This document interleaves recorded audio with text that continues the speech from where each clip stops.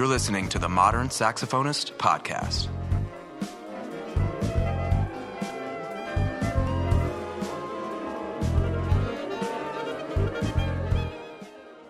All right, and we're recording. Hello.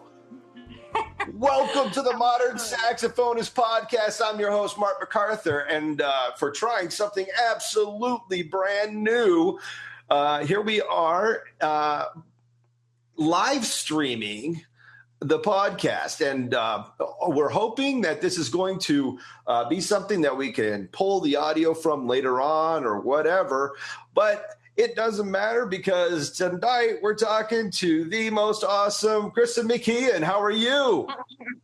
I'm good, Mark. Thank you so much.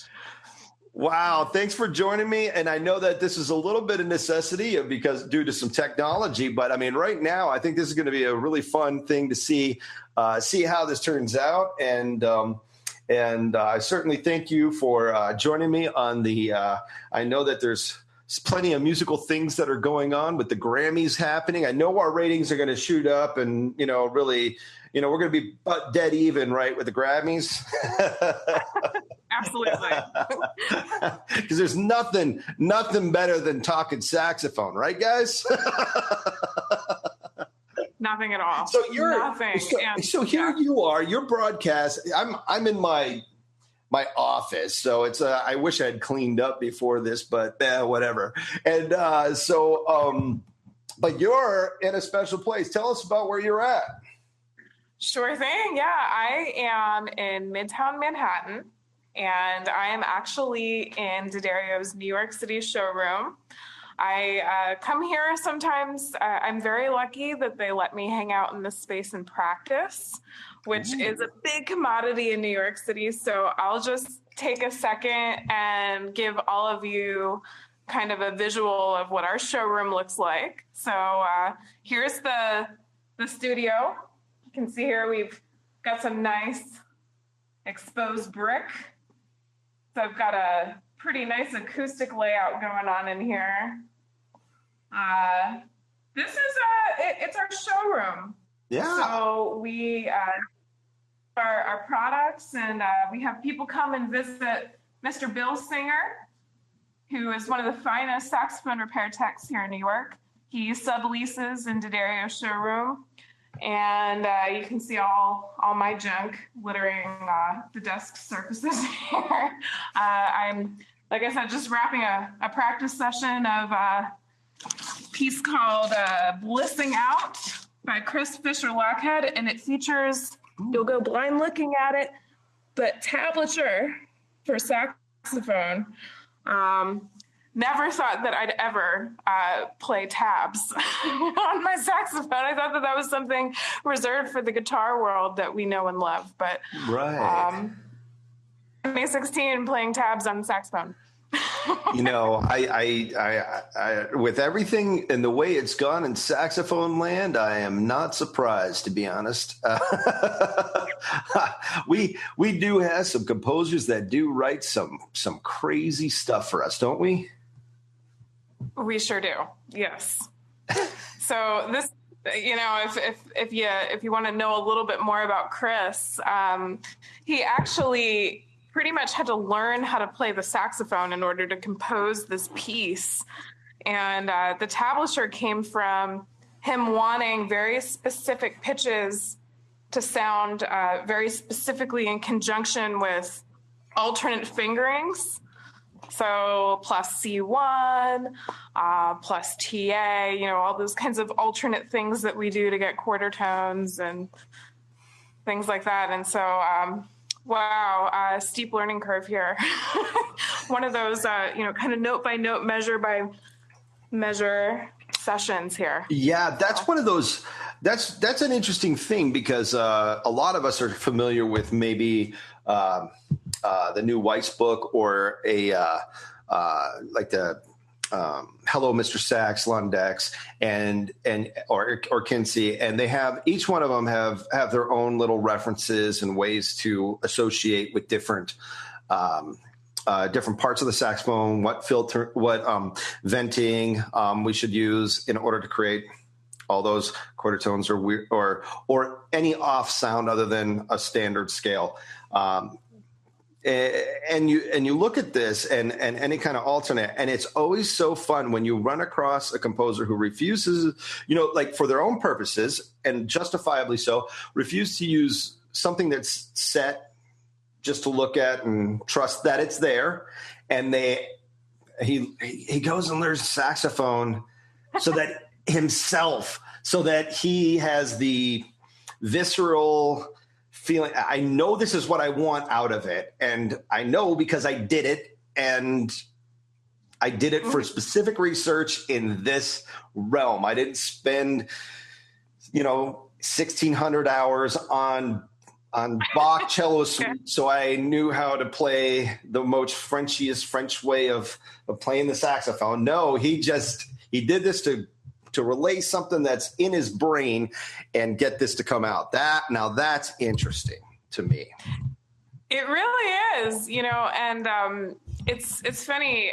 This piece is a quartet piece that was written for the Anubis saxophone quartet, and my quartet that I'm in, New Thread, is kind of reinvigorating it. We want to, give it a little bit of life, and we've talked about how much it compares to some of the gestural things that you see in Barry Cockcroft's music. Right.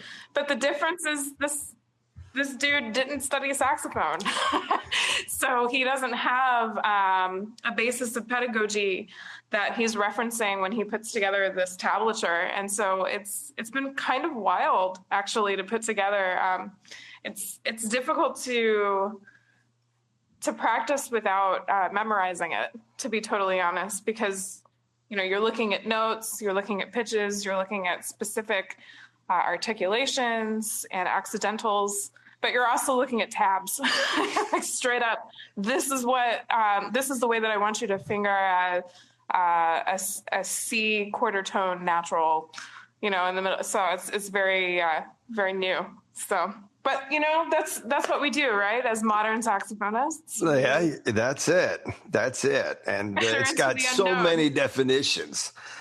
Yes. I was on I was just decided to throw on a Periscope just for a hay of it and whatnot the other day. And I had somebody ask me, well, what is modern saxophone or whatever? And I was like, well, first and foremost, it's my podcast. And I picked the name because it's today. It's what's happening today. Really. That's all. That's it. That was the whole point of it. But it was so funny how some other people were like, should we all wear turtlenecks, or what should we do? Should we all be in black? Or and I'm like going, okay, just seriously, it's not anything. But really, the best part about today and living today is that even though, musically we can go back. I mean, one of my favorite things to have learned about modern music, breaking norms was, of course, Stravinsky's Rite of Spring. And here they are jumping up in potato sacks and people throwing tomatoes and rioting in the premiere of this. And you sit there and you think about everything that's happened since then. And I mean, Rite of Spring, we listened to that and I'm going, hey, that's a pretty tonal piece for what we are used to these days. And you look at what's you look at basically what's happened over the last 120 years. And in so many ways, there's a niche and a place for everything. And so I love that why not tab for saxophone? It's true. There is a place for everything. I doubted that, honestly, between us and the world. I doubted that before. I promise it's just staying here. I didn't know how much of a home that concert saxophone or classical saxophone had in, the tradition, the history of classical music despite in some cases, my best efforts, I got pulled into just some of the most avant-garde classical things, and oddly found these people that were interested in listening to this music. I think that it's easy for us as saxophonists who came from a very specific school of thinking or a set of pedagogical values to default to that and think of that as something that is desirable. But then you get out in the world and you have the opportunity to experience how other people experience classical saxophone, whatever that means. Right. And there is a wide accepting and loving audience for it, I find, especially here. There's just a lot of people out there who are interested in pushing envelopes. And a lot of the composers that we've had an opportunity to work with here in New York are definitely in that canon of people who want to see how far this monstrous creature of an instrument that we've all taken up, what it can do, and what its limitations are. Frequently we'll get together with composers and just play a lot of weird sounds, like here are some weird sounds for you. Here's some weird mutes, and just record that and give people an entirely new palette to play with. And it's been fun. Yeah. Sure. Well, that's the hotbed there, right? Is there in New York? I mean, I think of, in the entire world, I don't think there's a place that more appreciation for the arts as has been in this last 20 or 100 years of music. I think obviously there's other for throughout history that have been the center, but I can't think of a place that has been more of a melting pot for just about anything and everything. There in New York, not even a specific brand comes out. I mean, there's so much appreciation for the arts that happen there, and so much that pops out. So it's got to be really cool being in the center of all of that.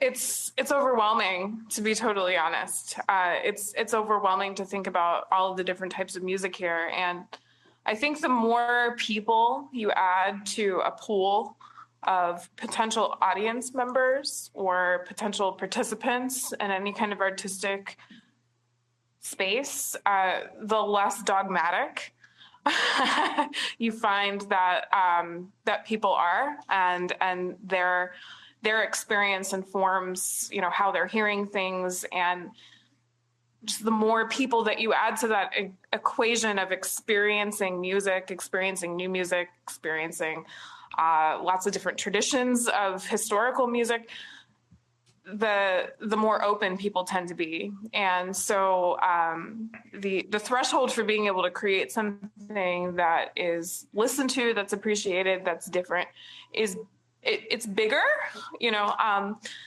I don't know if it's necessarily more valued. That's one thing that, I've found. I've lived in New York at this point for almost 7 years. And I find that, I still get that reaction from folks, oh, wow, New York. And it's like, well, yeah, there's a lot going on there. But I've seen as much passion, as much, innovation, as much inspiration coming from like all over the world when it comes to our instrument, which is cool.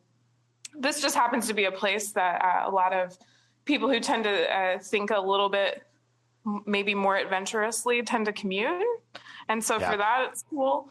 But yeah, it's a really, really exciting time for our art. And I'm just really grateful to be able to do something within it.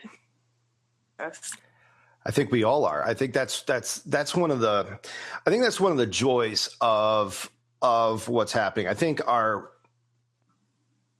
when I was in school, I think, in the 90s, it was kind of starting to be where it's just less out of a, well, we have to just educate a brand.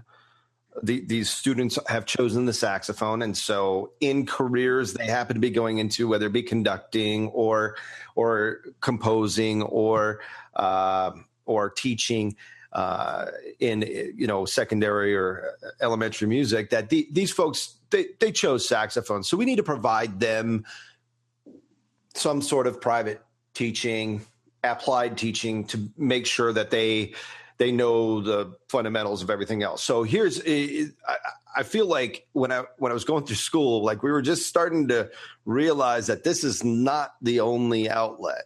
And now that we've started to see, I mean, before we got on, we just started talking.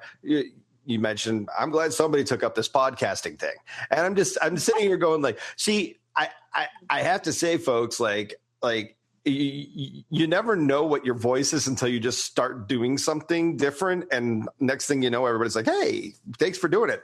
And I think there's a lot of people who think that way about going into playing a composer that writes tab for saxophone in a way that's trying to create these sounds and trying to get you out of even your own head, your own mindset, and another, and maybe even due to the fact that you're trying to read the tab, it breeds a whole new different type of musicianship and our expression for the piece, because you're not able to rely on past history. And so, which who knows? We'll see what happens, right? You have to let us know how that goes.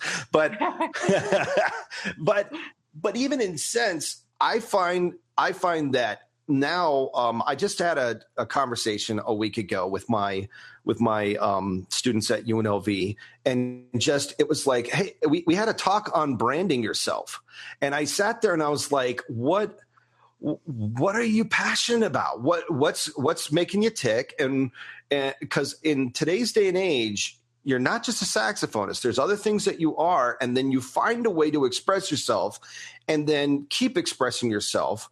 But overall, it's finding an audience and going after them. And then, we can't, as saxophonists, a lot of times it's not about trying to get everybody. It's just trying to find out enough where we've got people listening, you got a voice, and how cool is that you're talking about it? Like, see, and what I'm wishing for is that you're in the hotbed there. And what happens in New York seems to find its way out. And so, and we find this in some of our university settings, of course. The arts is starting to flourish. The saxophone is gaining ground as far as a voice and instrument that composers go, whoa, I can actually do something completely different. And I've got a whole brand of people who have all this virtuoso technique that can't, they just can't wait to try something new. And so you get that. And then all of a sudden it's like what's happening in these communities out and around. I can't wait to hear, more audiences developing. I know this in Las Vegas, we have a little bit more of a traditional outlook. I remember moving here in 2001, and basically nobody even thought that the saxophone could be played classically. And now there's a pretty rich, we've got tons of great saxophone players here. So now it's like there is a ton of people that understand it, and students that are doing it and understand it. And so it's really breeding that culture and that awareness and that outlet. I think for us, it's finding venues that appreciate it in order to gain get a presentation together and understand its value. That it takes time to put these things together, and it also takes a great somebody who's willing to put in that kind of time for such appreciation and try to get people out. And I think across the world, I think that's always that's kind of the thing for the arts, but it's so nice to hear that, because, hey, look, what happens in New York does go around the world. So I think it must be nice being in the hotbed like that, being constantly asked to do these things. So are you in connection with a lot of composers there? We are, fortunately. We've got some really great programs here and networks of composers that are affiliated with Columbia, with NYU, with some other schools as well, Manhattan School of Music, Juilliard, a lot of really talented musicians who, again, they tend to commune here. However, I want to just go backwards and touch a little bit on something that you referenced, which I found really interesting. Talking about finding the right venue. Sometimes that can be the one area I find with my own personal concertizing that seems even here to be a little bit limited.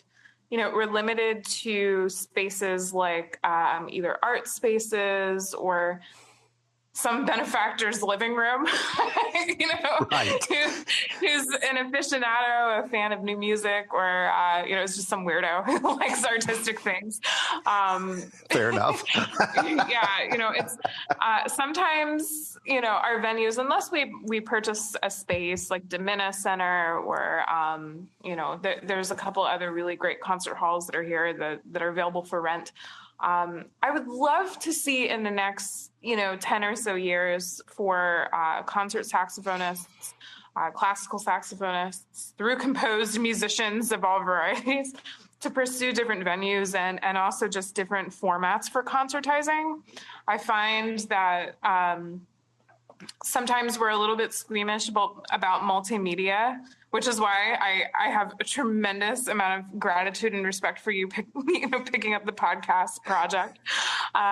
There's a squeamishness sometimes about multimedia. There's also a squeamishness about performing at coffee shops or places where there isn't somebody who is 100% engaged with what's going on stage. And we have a tendency, I think, to make our presentation of this very careful, very deliberate music challenging for people. It's a big ask to have people sit through a 30-minute concert, an hour-long concert, I find here, at least for the unknowing masses.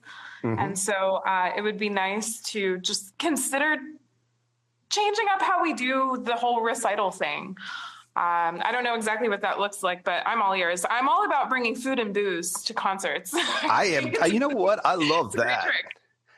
I love that. I mean, who doesn't? Who doesn't? Well, and I think, okay, so you brought up something that was interesting, benefactors' homes, right? And you yeah. Hey, we go back to, what was happening with the Schumanns and Brahms and everybody at that time. And I mean, how much music was written for that venue where artists were just getting in with benefactors at their houses, having some wine, having some finger food, and they're gathered around the piano and everybody's singing and we're enjoying this, and it's intimate. And I'm even going to say a lot of this, from 50 yards away, watching someone play all this intensely scripted, crafted tones. Let's even call it that, because at some point, like a composer I really love listening to is Marcos Balter, and most of the time we're not even talking about actual pitches that are coming out. We're getting anything ancillary away from an actual traditional tone, and sure. and here we are, and you branch into that. Well, from 50 yards away in the back of an auditorium, it has an effect. But standing up close, seeing the intricate finger work, hearing the breath, hearing what the performer is going through, or heck, even sitting behind and actually watching it go by on the screen, you're like, oh, Cool. Okay. And Yeah. I think in a way, I think some of our, I love that. I mean, that's certainly, and I mean, I don't know, isn't that the whole, that's been the break, I think, for an awful lot of us is that where do we concertize?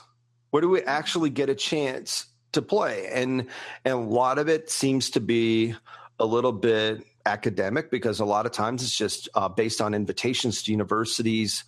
They have the facility and they're dedicated to presenting official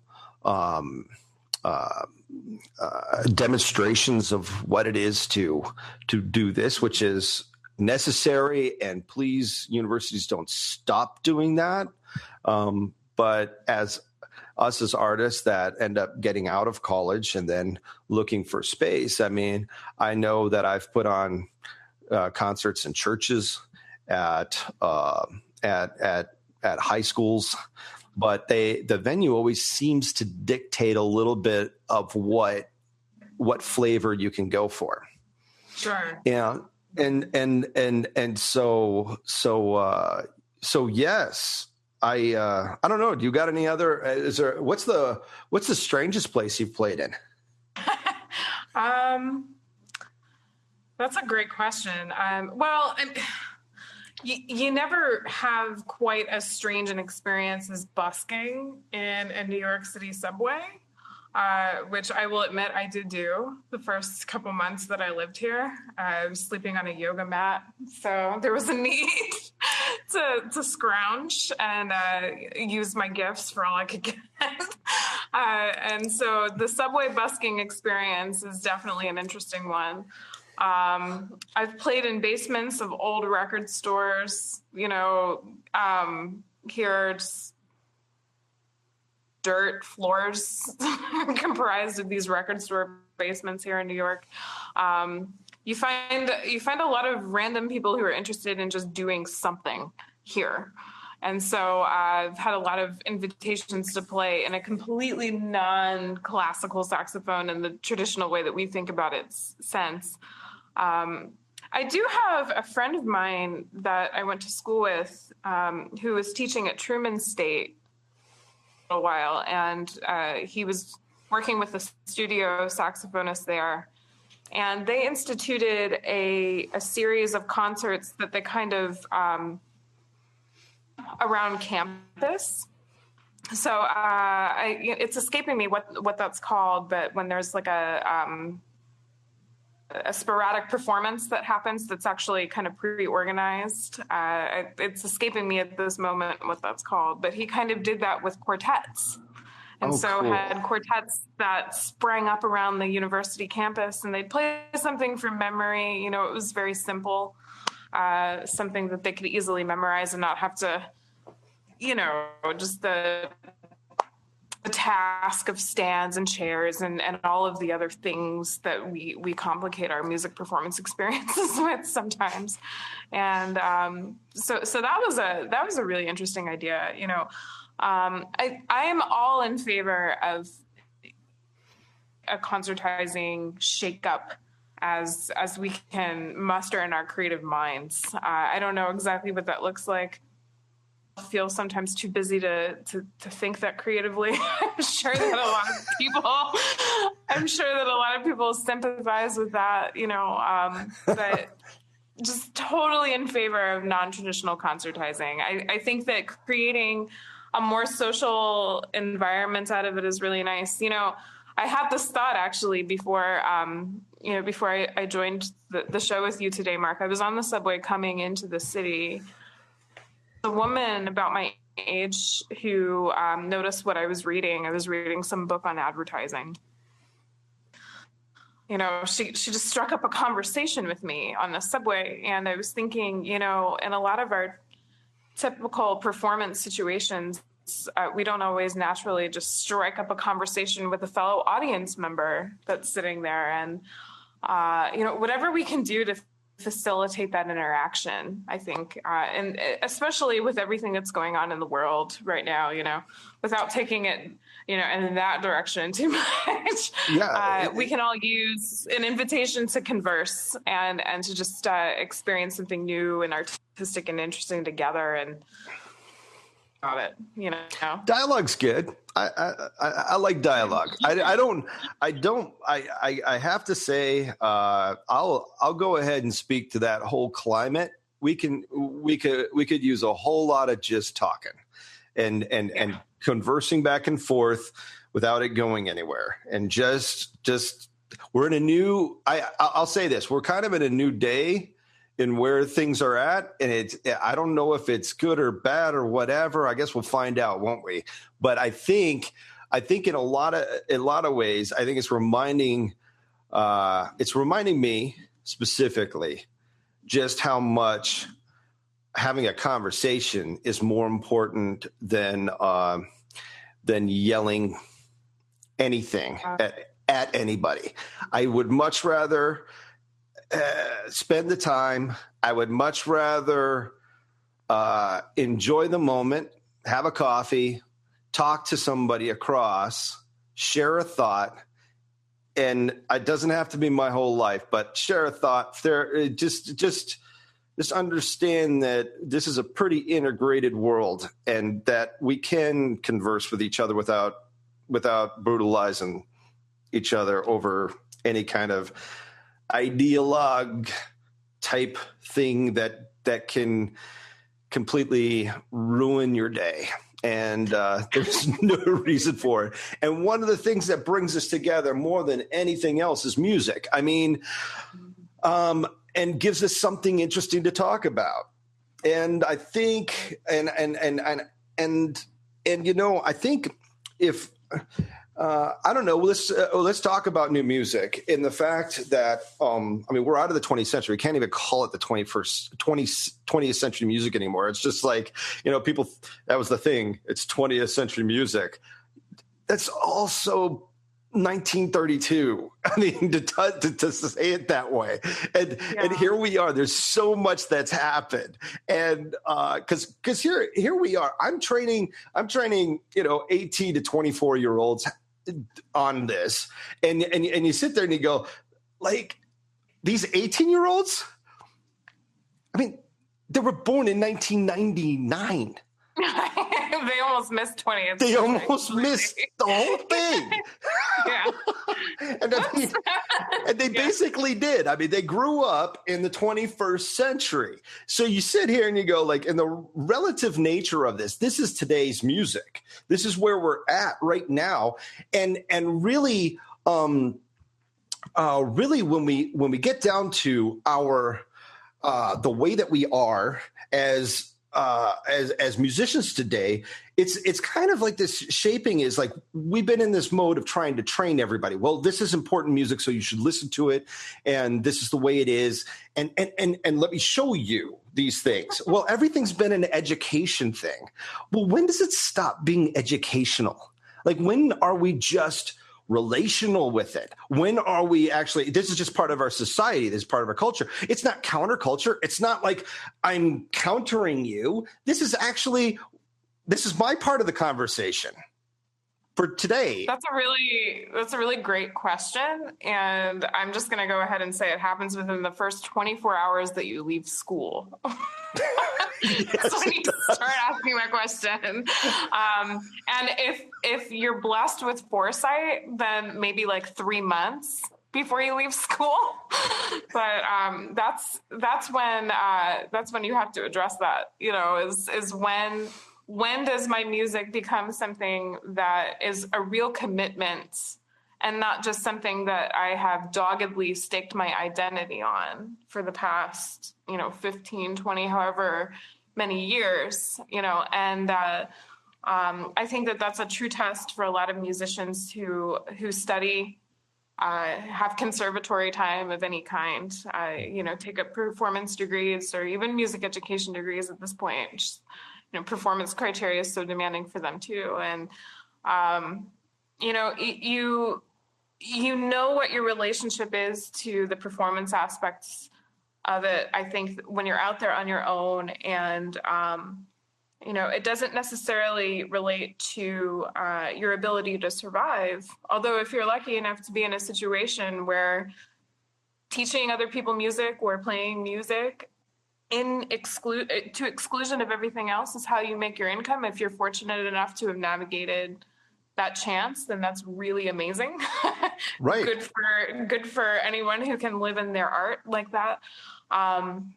But when you're required to do something else, I think because of commitments to family, commitments to yourself as a healthy individual, commitments to other things that you might want out of life, when you still find time to be with your music and to want to get better as a musician, then you know that there is a strong relational element to the art form and the creation of it. And you can kind of breathe easy. It's like, okay, it might not be everything I do in every second of every day, but, I love this and I want to keep getting better. And, what was it? I'm live on the air. I'm probably going to misquote all over the place, but was it Casal who said something about, I just want to get better. I practice because I want to get better each day, or something very simple like that. We just want to improve. And when that becomes a part of your experience without necessarily having to be a part of your experience, then that music is sustaining and it's important and it's worth taking up the torch for. So I don't know, a whole existential plane that we just entered into. Yeah, that's all good. I like going to that route. I do. Cause I think, you look at a famous boxer who believes in what they do. I mean, they hit other people. They smash other people's face in. And you think of somebody like Muhammad Ali, and it's just, and he says all his sayings. He's like, he just gets all pumped. And everybody remembers that. And you sit there and you go, this guy's a boxer, and he's believing that what he does in the world is the most incredible thing in the world, and it's all this, and all eyes are on, and he uses that, and Muhammad Ali's a guy that did use his stature and what he could say to help others in the world, and you look at that and you go like, well, even for musicians, like, our language isn't with our fists. Hopefully not. But that would be really adventurous new music. I did have to leave the door open. And so, but in our language, we've learned our craft. We've gone through our arts juries, all our conservatory training. We've done our, we've earned a piece of paper that says something along the lines that we can do this. And then what is that? And I think when we're not, I actually have brought this up. In fact, along with that discussion I had with branding yourself, a lot of it came down to like, eventually you're going to have to do something with this. And it's not, on that day, it's not going to be whether you were able to impress me. Mm. And it really, and if right now, I remember specifically having a conversation with one of my students, I'll go throw his name out. Kev. I'll just say Kev. Look, man, what happened is Kevin gave me a stock answer that I don't know, in some of these classes, I think they feed, like, you have to say this for some reason. Like, this is what makes you an educator, is the fact that you say something. And then, that the actual act of saying a particular phrase makes you an educator. And I went, you believe that as much as, we're standing on the moon right now. So you better find out what it really means to do this and why you're doing it. And then immediately after that, he gave me some of the most beautiful reasons ever. And I realized that, you know what, we're just not. And I have to say, ever since that day, he's not forgotten that he has to find his way. And every day there's something new happening. That's truly impressive. And I sit here and I go, I think since we're on this existential topic and all this, is that if you don't believe that it matters in what we're doing, what we're trying to express, what we're trying to communicate, what we're trying, like this expression right now means something, and I have the ability to speak it in a way that is it should be heard. And if you don't believe that, a lot of times you're going to be left asking, well, what do they want to hear? Yeah. And then you're really asking the wrong questions, because that is a loop that you're never going to get off of. And especially if you happen to play classical saxophone, guys, that question is not worth asking. No, you have to have a very deeply personal answer to the question, why am I doing this? You do. And I think that I think I have personally, and myself included in this, I have seen people sometimes go into this field and into their particular path within this field for the wrong reasons. And it's very, very important to put yourself through that self-reflective process of just continually asking why. Why am I doing this? Why do I feel so compelled to see through this commitment? I think for a long time in my life, I defaulted to the reason, it's just the thing that I feel like I'm the best at. I came from the generation of kids who were told that they could do anything.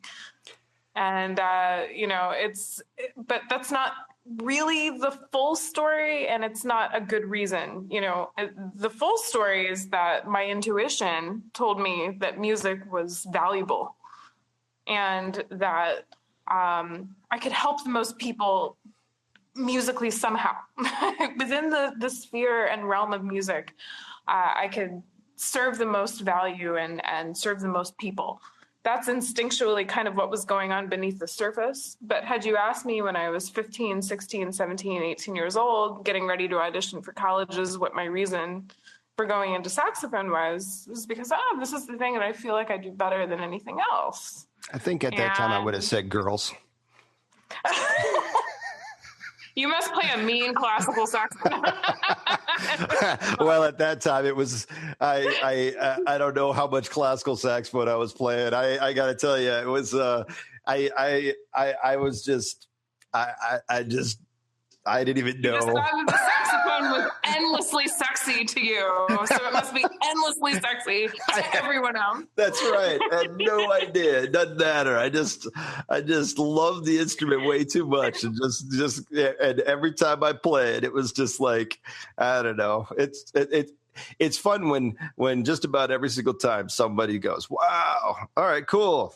And you get that, and then your professor doesn't say that, and then you start like wondering what the heck you're doing, and then I look, we all go through phases in life, and anybody who's 18 years old that's listening to this right now, and we may both, Chris and I, may be both on a different walk and a different side, and your reasons for doing it right now are perfectly fine, because they're your reasons right now, and those can change, and they don't have to be the same every single step of the way. You don't have to have the entire plan of how it's all going to end up. You just need to make sure that for what you see yourself doing eventually, that you're doing the things that are going to support you in the best way possible, and Yes. have the best people around you possible for your situation, who you trust, who's helping you get there, and influence you and help you and encourage you. That's what's most important. So if you're 18 right now and that's your thought and you're like, well, how should I think? I'll tell you how you should think. You should think like an 18-year-old who is desiring to express yourself now and forever. Yes. There you go. Other adults that are now listening to us, we've already gone through like maybe 2 or 3 phases in our life, and 3, 4, maybe 20 for some of us. And we've tried just about everything under the sun. And you sit there and you go, well, why not a podcast? You're right. and really, what is it? In a lot of ways, it's like what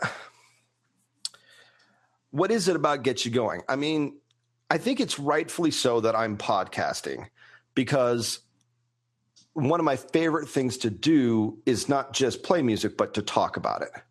I love hearing other people's thoughts on any component of what we're doing. I've always enjoyed the conversation in the coffee shops, at the bar, having over dinner, or just driving somebody to the airport. Anybody I can glean from, I'm there. I love this, and so I'm glad that there's other people who are picking up on that and want to come on the show and are doing that. It really, this is great. It's a labor of love. We know that this is, it is what it is for our arena. But one of the things that I think has been missing, as we've been saying, and I love how you referenced with an audience member, is just, do we talk to an audience member and actually not to say, hey, did you like my performance? But this is actually like, hey, let me show you what I'm doing here. And just, hey, come sit next to me while I play this piece.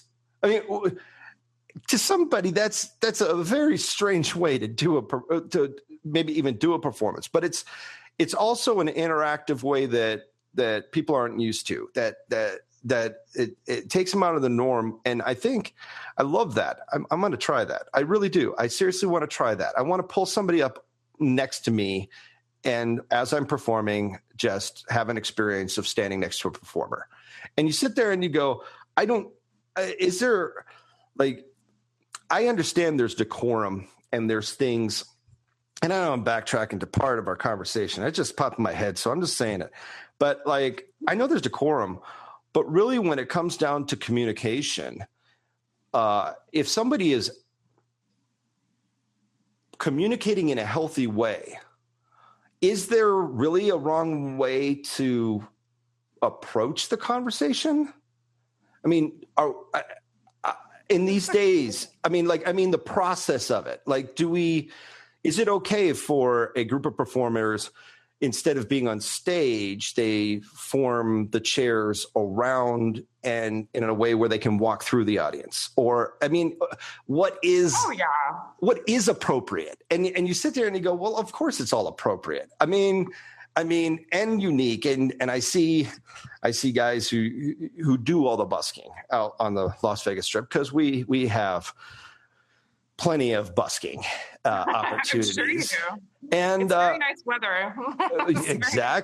exactly. And and if you want to pull the whole sexy sax band thing in the summertime, no shirt and suspenders works perfect. So Absolutely. Not going to do it. Definitely not going to do it. Still love George Michael though. But so anyway, I think what we're talking about in all of this is anybody who is going to communicate about who they are and what they do, they're going to do it well. And I found this on the podcast, and we were even talking before going live here on whether it's no editing, where we can't go back and go, that little part, maybe X that out. And you're saying, I'll trust myself. If you trust yourself, I'm like, yeah, let's go. I think that in a lot of ways, our society is getting more and more used to, in these live settings, with the more real us, rather than here's our supremely polished and supremely overproduced self, to now, hey, this is really look around my room. You see my saxophones over here and clarinets over there. You see my keyboard over here that I write on every once in a while, and paintings that haven't even been put on the wall yet. So yeah, I mean, this is, in a way, okay, so that's just a physical, but at the same rate, I love how you're talking, because we're able to just communicate a sense of realness. And I actually think that's what people are connecting to in a lot of ways these days. Absolutely. I mean, think about the number of minutes that you spend watching something on YouTube or in the interwebs that is live, that's uncut, that is kind of mundane, but also amazingly like cat videos. Come on. Oh, come on. You get lost for days. Days and days. And like if I'm listening to some kind of recital in some kind of very traditional format, like, I'm just going to be honest and say, like, they might be lucky if they get 45 seconds of my attention before I'm onto my email or something. And, that's, unless they're really amazing, unless it's a really amazing performance. I'm a little bit embarrassed to admit that, but I might have a larger attention span for cat videos than I do for most recitals. Whoops. But like, just it's why it's important to be honest and ask these questions about concertizing and about how we experience the world and how we make music more experiential. I'm saying, if somebody came up to me and said, we're going to arrange our ensemble around you so that you can experience this music, I feel like it'd be awesome. Right. And at least you got them for the first 15 minutes. And then after that, they're kind of locked in because they're standing right next to you. Yeah. And then they might be like, this is a lot to ask for. Like after 15 minutes, like, I don't know about those. But it's good to shake things up. It's good to shake things up. And it's also good to, explain that there's a very human experience that's going on for all of us at any given moment. And while, we pride ourselves, I think, as concert saxophonists, classical saxophonists, modern saxophonists, on, relatively living with a nuance of perfection, streaming about our days and our lives. It's good to remember that, we're all coming from a place of discovery and a place of newness all the time. I like that you were referencing, how things are always new, and what was relevant in 1999 is not really as relevant in 2016. And, it's... Hey, we flipped that one. It's 2017 now. It's 20... Oh, my gosh. I'm like to that point, I know. I know. 2014, 2017, it's all the same. No. I rolled 30 a while ago. It's like, it's all I even look back. I'm like, oh, that was just, I got that car in 2009, just a few 8 years ago. Oh my gosh. Yeah, totally. It's amazing. So I think that's the interesting thing. I've also found that, that phases in life, what we were talking about, I got married 3.5 years ago now. And I'm just telling you, like, that whole, it's completely different in some of the ways that and reasons you make decisions. And I have to say, I got to apologize to every single person, as I was single for years. All you married folk must have been just laughing your tail off at me for like these silly suggestions I had for how to live life. What was I thinking? Like, I was living in a bubble. I mean, seriously. And it's so really, has it really all changed? Has it really all changed since you got married? Is everything totally different? No, not everything's totally different. In fact, it's all better. I mean, what's great is I've really got somebody to share it with and actually laugh at me for getting too serious on some stuff. And it keeps me grounded for sure. It's awesome. It's the most incredible thing ever. And so that's where that's why phases of life are important. And that's why we enjoy our phases of life and where we're at. And we take today, we make a statement on today, and we continue to work. We take what we've worked on and the things that are dear to us, and we just try to keep on making it better. I mean, my challenge to my students when I was doing the whole branding yourself type conversation we were having, my challenge was to find one thing this year that you ended up you're going to do that is going to be your mark for right now in how you're going to brand yourself, like how to define yourself right now. Not it doesn't have to be how it's going to build towards anything, but you're going to take what you've got right now and you're going to brand yourself and do something that could be a real statement now. Yeah. And then you could choose what that is later on. And, one of my students came up to me right after class and said that he was him and his wife were circus performers for years. And he's in the jazz studio, and he's not a direct student of mine, but he's saying, I can't believe that you're saying all this right now, because my wife and I are going through this, and we're wondering how to work this saxophone. She's a dancer. I do all this fire, breathing fire and eating fire. I'm like, I can't think of anything more perfect. Saxophone. Fire, eating fire. I'm sure we could hook up some sort of generator at the end of your bell and have fire coming out the end. And I mean, come on. Did you figure it out, man? And I did. I told them, you're going to figure it out. You're going to create some videos. We're all going to like it. And we're going to share it. And then we're going to, and I want it to happen in front of the Bellagio fountains. I told them that's my whole thing. I want to see this happen in front of the Bellagio fountains. I want all traffic to stop. I want this whole thing to go viral. Because you need to make sure, Mark, that you sign an exclusive on that content for your podcast. Yes. Like now. Right, exactly. Make sure that it's exclusive content for you. I'll live stream that all day, man. I will. I'll live stream it all day long. And that's where I just sit there and I go, we've got all these ideas. And a lot of times it's like we're wondering, is it okay? Yes, it's okay. Of course it's okay. And in today's realm with the way that here we are, we are live streaming. And if you're listening on the podcast, you should probably go to our YouTube page, which is The Modern Saxophonist, and you'll be able to see this recording. That's actually up, so you can see Chris and I talking back and forth. And this is what I believe. We look at this, and this is just, we're taking time on a Sunday afternoon to talk about this.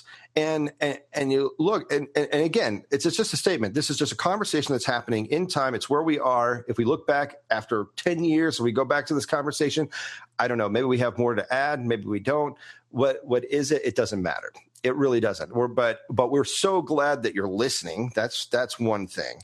And also we're really happy that we are in a very large community of people who care deeply about this instrument and how it progresses in all forms. And I think in all of it, that's the place of saxophone that, and I'd like to get your thoughts on this, because here you are in the hotbed of New York, which you've talked about the classical side, but I mean, clearly there's a huge jazz pop, lots of musicals, lots of movies, tons of different ways the saxophone is utilized in that city, and so in that, is there anything you've got to add to that arena? That because as we look at it, I mean, I've heard saxophonists like actually exclude entire branches of people who play saxophone because they just have no preference for that style. Yeah, it's always disappointing to be caught in moments like that where you're in a circle of folks who have nothing positive to say about some other group of people that are enjoying our instrument. But I'm kind of in an interesting situation having come into New York and the saxophone scene here. I actually had my job working for D'Addario, which I still hold now, before I moved to New York. And within the first 2 weeks of joining the product management department at D'Addario for woodwinds, the person who was handling artist relations for D'Addario Woodwinds, formerly Rico, resigned. And so I was given his workload and needed to be the liaison between all of our artists and D'Addario. And at that point, we have many more now, amazingly, and it's so awesome to see our roster growing. But at that point, we had well over 200 artists, well over 250, both saxophone and clarinet artists. And so I was kind of coming into the New York scene already needing to be very sensitive about diplomacy with, different types of approaches to the instrument, the art form, because I was looking at these colleagues of mine in the field more as artists of our products and people who are supporting a venture that I'm involved in a different way than just sheer performer. And so I pretty quickly developed just a diplomacy and an appreciation for a lot of different types of music, because what I've discovered with saxophonists, what I've discovered with any instrumental group of people practicing instrumentalists of any particular genre is that there are common denominators. There are it's a nerdum for lack of a better word at this moment. It's a sheer love and passion for this machine, and it doesn't matter if you're smooth jazz, if you're straight ahead jazz, if you're classical, if you're modern classical. There's starting to become I'm hearing a lot of just disagreements and fragmentation in our own classical world about, what the most relevant music is and what the most relevant approach to modern saxophone playing is. And I think that it's completely natural and human and fine to have preferences for that. I mean, there are certain types of music that I play that send shivers, and there's other types of music that I play that absolutely do not. And that's fine. But at the end of the day, just so long as we all have a respect and appreciation for the pursuance of that machine, and how to get the most out of it and how to improve upon it. And, it's kind of like a myth of Sisyphus, like anything else, but on our existential theme here. Right. It's just really, really great to be around so many saxophonists. I will say that. I definitely feel like I have more of a community here than I might have in other places. And to be able to say that in New York is, I think, very fortunate. So, yeah. I think that's one of the interesting discussions, and I think you referenced it earlier on when you were when you were even talking about the piece that quartet that you're working on, you end up. It really does end up seeming to be environment that you're around. And the fact is, the more that we do get experiences, and we do in varied ways, that we become more appreciative of everything. And you were talking about an audience at that time, but even in this, it refers perfectly to the saxophone community. And the fact that we, let's use a cliche, sure. The struggle is real, and as we're out here talking about it and doing whatnot. I think challenging, and I've seen this a few times where people challenge the way people make their livelihood, and they found their niche in the way they use the instrument, and somebody may have a little bit of difficulty with how they go about that. And you sit there and you go, are you kidding me? They're making a livelihood expressing themselves on this instrument. And whether it's, what they studied and what that person who told them to do, this ends up being the way they're able to make their livelihood in this realm. And I love how you said this is what's the most relevant out there today. Well, I don't know. What did you go out and play today? And how relevant was it to that audience? Yes, exactly. And if it was relevant to them today, good. If it wasn't relevant to them, did you help them make it relevant? And if it wasn't relevant to them after that, then did you make an adjustment? Because this is really not about, what should we all be promoting? This is actually just, I think in a way, what are we actually going to be able to say tomorrow? And first of all, we got to be able to live with ourselves. Let's be honest. I think in a lot of ways, I think it would be a shame if somebody were to enter into smooth jazz and absolutely despise it with every core of who they are is playing that music. And if that's your feeling, then maybe, please don't do it. We're going to be able to hear that. Music is beautifully honest, and that is, it's incredible. And I think that in the same thing, if you're somebody who's very interested in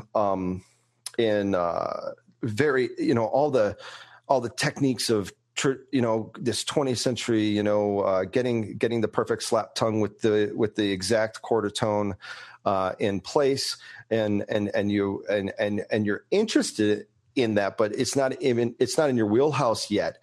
Well, then your desire will lead you down that path to accurately do that if you seek that out enough.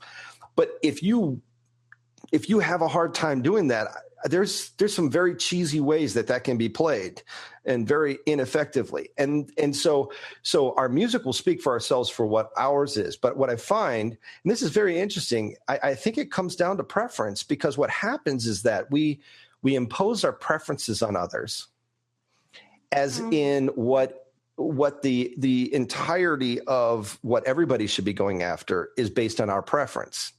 It's I think that worldview is a little bit difficult for me to latch on to. And I hear you where you're at, because working at D'Addario, you're and working with the artists, and working with just even other players that are out there that are not artists, but you get to interact with, and in that you end up, it may not necessarily because of your job, maybe very initially have to be diplomatic. That's fine. But right now, due to those experiences, it's just like second nature, because it's easier. It gets easier and easier to appreciate people as you realize that they are just expressing themselves in the way that they do that the best. Totally. The more people that you're around, the more people that you're forced to work with, the more saturated that you become with contact, I think the more commonalities actually you find between different people than differences. And so it does make it a lot easier to understand different positions on music making. The only time that I've ever encountered folks who have a deep aversion to one type of music or another is when they feel like it directly threatens their audience participation of whatever they're doing. Right. Or the relevance, talking about this theme of relevancy and need, when it directly in their minds threatens what they're doing. And so when you're encountering someone like that, I think it's a really good opportunity to just present a question or maybe a scenario of, is there any way that your world and this other world can coexist and that we can pursue multimedia projects together with sexy sax man and weird like avant-garde slap tonguing in some weird venue somewhere? Is there some universe in which that might be something that someone will watch for more than 45 seconds on YouTube? I don't know. Maybe. That's where I was going to go. You might have me at about 1.5 minutes with that video. You might get twice as much of me. Maybe. I don't know. Oh my gosh, I love it. Yeah, I truly believe that we are in it's so easy these days to have a conversation. There's so many different facets, so many different outlets, and we still choose to stick to our tribes. We still find our tribes, and it's just like, this is my happy, safe place. Yes. Click my heels 3 times. I'm coming home. Yes, I'm home. And I think that in a lot of ways we get into that, and we don't. One of the greatest statements and masterclasses I've ever been a part of was Wayne Shorter and Herbie Hancock giving a masterclass at the University of Arizona when I was there, and he was stepping into some avant-garde jazz, and where he's really working with tone colors and trying to do some things. And to what success? I mean, he clearly just said it was an experiment. I was like, all right, cool. And he goes, this is, I realized that he realized in his playing that it was not something in something that he was really working with. And so he said, step into the void. And I was like, that is such a beautiful statement. Step into the void. And I feel like even in some, like, I'm drawn, I guess this is why I guess I'm podcasting, but I'm drawn to places and people and their thoughts on things that I don't understand. I just choose to be a person that asks the questions and wants to know why. And I think that's not everybody, I found. And I didn't really understand that for a long time. And I would look at some people with some, dogma, like almost as if it was a religion or something, and it's just like, no, we don't need that. No, we don't need that in our society or what we're doing. I mean, I wonder, but even as we progress, and I know some people who had a hard line at one point in their life and they don't have that line anymore. And to see, I've had a chance to ask some of those folks and certainly wouldn't even consider revealing names without them being on the podcast. But I think, all of it ended up being about just growing up and having more experiences and that's it. Yeah, totally. It's becoming more fearless, hopefully, as we get older, and realizing that the world doesn't need to be as small as we thought it did in order to be successful or to have opportunities or whatever. And I don't know. This could be wildly wrong. Who knows? But I'd like to think that my life will be better when I look back on it, knowing that I adopted more ways of doing things than less. Agreed. And considered more ways of doing things than less ways of doing things. And, I was very, very narrow thinking when I was younger and was very much on a trajectory towards something, and fortunately got plucked out of it because of circumstance more than, my own creation in a lot of ways. And, I have to think that, the more questions that we ask people who are coming from different experiences and, different ideas, the better we're going to be for it. So yeah, I love it, Mark. I love what you're doing. I love that you're the guy that asks why. Well, good. I'm enjoying it myself, and it seems like a lot of others are. I got to, just getting to talk to more saxophonists. I saw you up at Midwest, and it was just such a pleasure to run into so many folks up there at the conference, and just get to when I mentioned modern saxophonists and there's so much so many people just really enjoy it. I had no idea. A lot of people don't write, they don't call, they don't let me know. But they, what happens is that you look at it and you go, wow, there's. I guess part of it is what I'm realizing is how impactful a valid conversation can do. And I think for some ways we forgot that is one of the most powerful ways to learn, is to have a conversation. I think sometimes we get caught up in the technicals of producing, even just a good lecture or a solid paper or a solid recital, and in the end, what did the trick?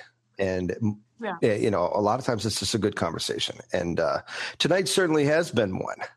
And I didn't even realize where we were going. In fact, folks, I want you to understand, and Chris, you could testify to this, that we really didn't come into this with a plan. Like, what are we going to talk about? I don't know. We're going to none.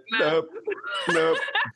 None. So I completely trust. I trust this community completely to have something worthwhile to say. I know we've all worked hard at what we do, and I, and in that we've all got something interesting to talk about. I mean, that's what I trust. And here we are. We get on, no agenda, and sometimes some really cool things come out of it. And I would have to say this is one of them. So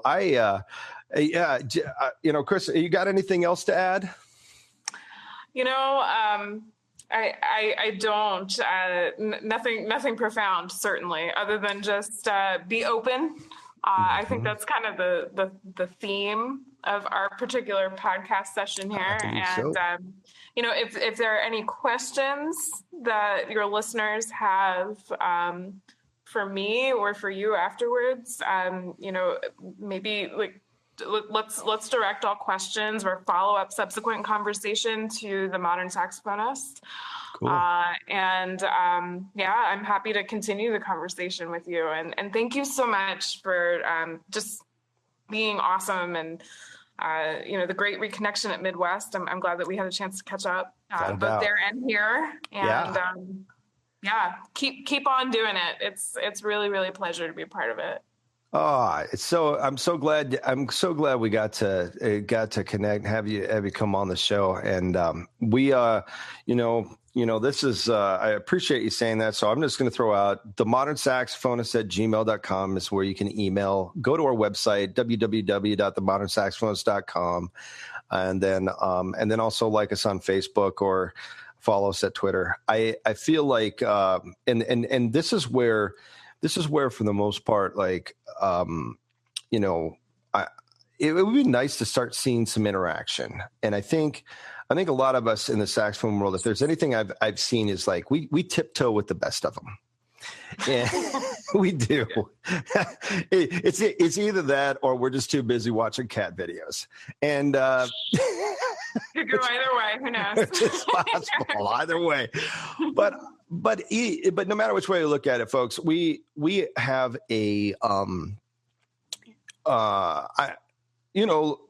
the power of a conversation and actually putting out there, and maybe I think in this conversation that popped up was no agenda.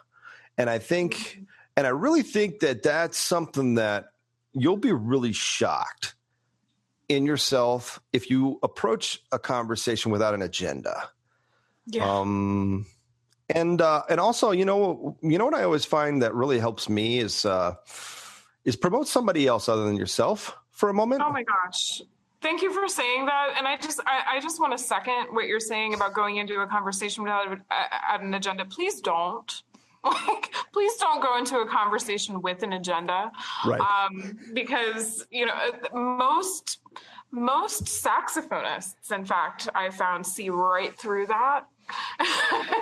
And it's just better to be natural and be yourself and to be open and willing to experience somebody else's viewpoint, and yes, willing to cross promote. What need can I serve this person, and what thing can I do that's going to be helpful in this conversation or in this collaboration, rather than self-promoting. So yeah, totally on board with that. Yeah, and I really appreciated the fact that that when people are in that game. They actually, there's not a I'd love to, mention, Kristen McKeon. Yeah. You know who she is. Yeah. Go make sure you talk to Kristen. She knows what she's talking about. I mean, when you start, and that's why you need somebody like me saying, go talk to Kristen. Because folks, I think no matter which way you look at it, the best ideas and the best types of collaborations. I mean, we had a little brainstorming on here. It happens when you're actually open to communicating with the person that's around you, near you, about things that you actually care about. I think when I think removing the word should out of our language would probably do us all a really good favor. And that's why I think when it comes to everything that we had a conversation on tonight, I think had a lot of resolve around just finding, approaching saxophone from this is your communication vehicle, and gosh, any way that you're communicating in an interesting and in a way that should be heard, and boy, I do enjoy promoting and talking to people like that, and glad you're one of them, Kristen. And so glad we talked, and I know that right now, probably the Grammys are already on. I've got it recorded, so I can't wait to go back and go check out the madness that happened on that stage, and the Prince tributes. Gosh, I can't believe he died this year. That's so sad, but. It was a rough year for lost musicians, for sure. But we're going to have to get caught up. I'm sure that, calamity has ensued while we... I'm pretty sure some things have burnt down. Something on that stage. Yeah. So thanks a lot for coming on the show, and also for all of our listeners, thank you very much for tuning in, and I just want to I guess it's time for my catchphrase. It's time to get practicing. Thanks so much, Mark. All right. Thanks for tuning in to this episode of the Modern Saxophonist Podcast. You can find us at www.themodernsaxophonist.com. We're also on Twitter @themodernsax.